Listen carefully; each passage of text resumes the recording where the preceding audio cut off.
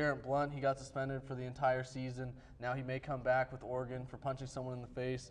You look at the other incident that's been talked about a lot this week, Brandon Spikes, and an eye gouging incident that happened on the field. He's got a 1-game suspension. I mean, only a half is what he was supposed to serve, but he decided to go out longer. So it's like, where is the consistency? There's no governing body that's really saying anything, so different leagues can do different things for what they want. So I think there needs to be someone that governs that and makes that decision. I agree with you both. I'm going to give the point to Julie on this one, though. Let's move on to our next topic. It's November already, so that means it's time for the NCAA basketball season. Who's your preseason pick to win it all this year? Again, we'll start with you, Julia. I think it's going to be Kentucky, the Wildcats. They have a brand new coach this year who just left Memphis, and I think he can definitely lead them to a title. They have Patrick Patterson, who has 17.9 points per game and 9.3 rebounds per game. In the back, you have Harris, who can rebound and defend really effectively. And in the front, you have two talented freshmen, John Wall, who's 6'4", and Cousins, who's 6'11", plus Patterson. And I think having those three up front is going to be extremely intimidating to any team. Yeah, Kentucky's got the talent, but I just don't think they're experienced enough. You know, they have a new coach, new system, a ton of new players, high recruits that you want to work. I just don't see that team gelling the way they need to. The team I really like is Michigan State.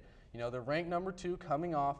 Last season, they lost in the national championship to North Carolina, and they're returning 9 juniors and seniors. So that's a very experienced team. They know what they're doing. They understand what they're going to do on the floor. Tom Izzo is one of the best coaches. He gets more out of teams than anyone ever really does. 12 straight NCAA appearances, 4 Final Fours. I think this is the year he takes the next step and wins the national championship. Got to go with Jeff on this one. We're going to go on to our third topic. A-Rod's game checks could feed a small country. With that being said, should Major League Baseball have a salary cap? Julia. I don't really think they should. Yankees have had the highest payroll since 1999, but they haven't had a championship ring to show from the year 2000 to 2008. So, I mean, just because you're getting paid a lot doesn't mean you're going to win. And I mean, look at teams like Colorado. Their salary is barely anything, and they've been doing really well. And teams who have a lot of money want to hire the veterans, and that means they fire the young kids. And I think that they're new talent, and they go to other teams, and then they progress there, and they get more playing time, and then they become the veterans that people want to pay more money for. Yeah, without a salary cap, I think it's just unfair to the small market teams. They lose the players that they develop throughout their season through their farm system. If you're going to put so much emphasis on a farm system in baseball, let teams keep their own players. With the way it's set up now, they are always not able to keep their players. Kansas City, you look at the Marlins, they win World Series, and then they have to just dump everybody because they don't have the money. There's no salary cap limiting it. And you look at the Yankees, they don't win this World Series this year if they didn't go out and sign the top 3 free agents. I mean, you had CC Sabathia, A.J. Burnett at the top of your rotation with the best switch hitter in the game right now in Marcus Teixeira. I mean, that's just an unfair advantage that they have every year, year in and year out, and there's no way that small market teams can compete because they can't pay that money and they don't make the money. There's no revenue sharing in the MLB like there is in the NFL. So they have a disadvantage, and it's built in to make Boston and New York the best teams in the league every year, and it's unfair and it needs to change. Yeah, you got to look out for the small market teams. I got to give the point to Jeff on this one. And we'll see you guys next week. So now let's talk it back to the boys in the studio. Our thanks again to the Face-Off crew. Well, the football team is preparing for a quest on their first Pac-10 victory this weekend when they travel to Tucson to take on the Arizona Wildcats. Our Jill Winters met up with wide receiver Jared KARSTETTER to talk about the upcoming matchup. I'm Jill Winters, and I'm here with Jared KARSTETTER, wide receiver for the Cougar football team. Jared, Saturday you went up against Notre Dame. This is a chance for you guys to travel to San Antonio, play at the Alamo Dome, and play on national television. What was that experience like as you led up to the game and actually playing in the game? It was exciting going over there and playing in a big venue like the Alamo Dome, and it was kind of a neutral site.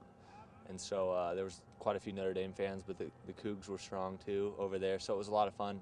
Especially at the beginning of the game. The game was a little disappointing in itself, but it was a good experience. So there were a couple positives from this game. Even though the team lost 40-14, there are some good plays where you actually connected with true freshman quarterback Jeff Toole on 2 touchdown passes.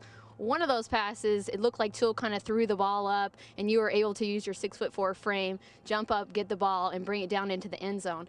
What type of advantage do you have being 6'4" and a wide receiver?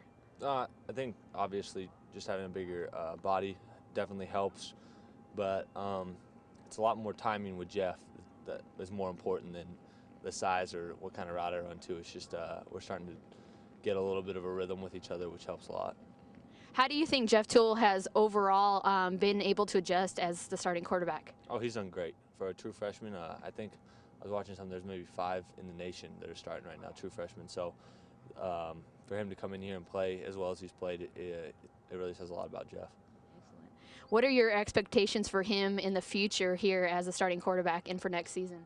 I think he'll do good. He's a good competitor and he works hard every day. So I'm excited for the future of the whole team. And I'm sure Jeff's no different. How do you think you've improved from last year to this season? Just working out, being around the team for a whole summer, and kind of this is the first time I've ever had one whole year kind of on one sport, because in high school I played multiple sports. So that I think is just a little bit different. Good. Okay, so this Saturday you guys are going up against Arizona. What are the keys to getting a victory there? Just execute. Do what we put in the game plan this week, and every week our opponent's going to change, but if we can execute kind of what we have drawn up, we'll be all right, and the game will kind of take care of itself.